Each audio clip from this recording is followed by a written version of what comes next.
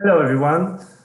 I will present the results of a phase 1-2 clinical study in 35 patients with colorectal liver metastasis. The treatment was performed using a toroidal HIFU transducer. Work was conducted because colorectal cancer is one of the most common cancers worldwide. But the main cause of death is the development of metastasis inside the liver. To date, the only one curative option for patients is surgery, consisting to remove parts of the liver containing the tumors. When surgery is feasible, about 30 to 40% of patients can be alive 5 years after. If surgery is not feasible, then long-term survival is uncommon.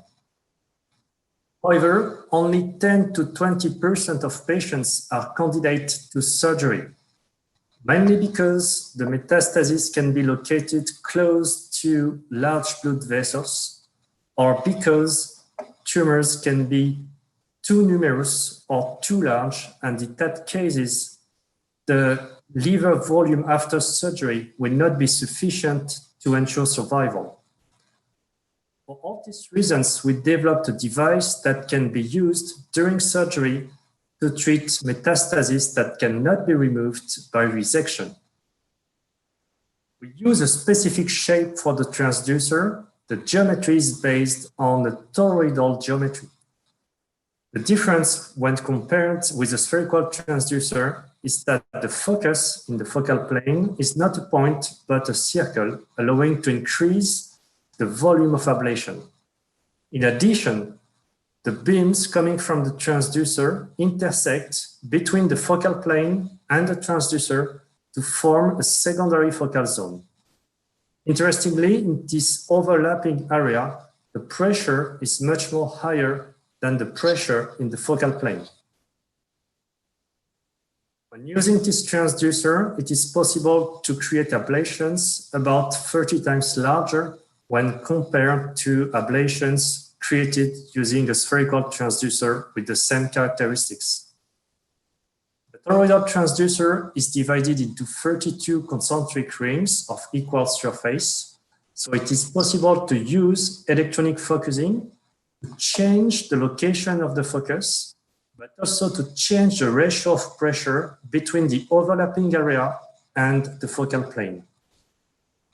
It is possible to increase the size of the ablation up to 50 cubic centimeter in 1 to 6 minutes of treatment. Interestingly, it is possible to treat such large volume without resorting to mechanical scanning. So it's not needed to change the position of the probe during treatment. Based on this principle and on preclinical work, we have conducted a clinical study in 35 patients. This was a phase 1-2 clinical study, and in phase 1 and 2A, the HIFU ablation was placed at distance from the metastasis in a region intended to be resected. This is a treat and resect protocol. In phase 2B, the ablation was centered on the metastasis, and the metastasis was treated with safety margins. Since it is not needed to displace the probe during treatment, the device can be held by hand or fixed on a mechanical arm.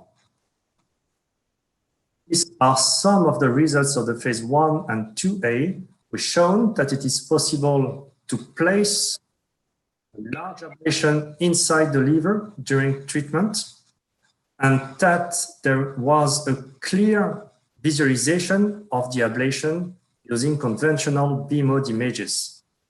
There was a high correlation between the dimensions measured on sonograms and the dimensions measured on pathology. This is an example of a liver metastasis that has been treated in 6 minutes using this device, and this metastasis was treated with safety margins in all directions. This is a treated area, this is the metastasis, and this is the untreated liver. Again, there was a clear demarcation on B-mode images between the ablated region, the untreated liver, and we can observe also the liver metastasis to ensure that this was correctly treated.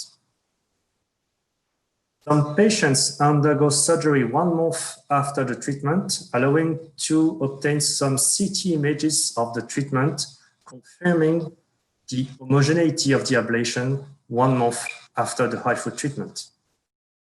Histopathological studies also confirmed the homogeneity of the ablation in the treated metastases. To conclude, this toroidal HIFU transducer achieved clinically fast, selective, and large volume of liver ablation. 27 liver metastases were successfully treated with reliable B-mode monitoring.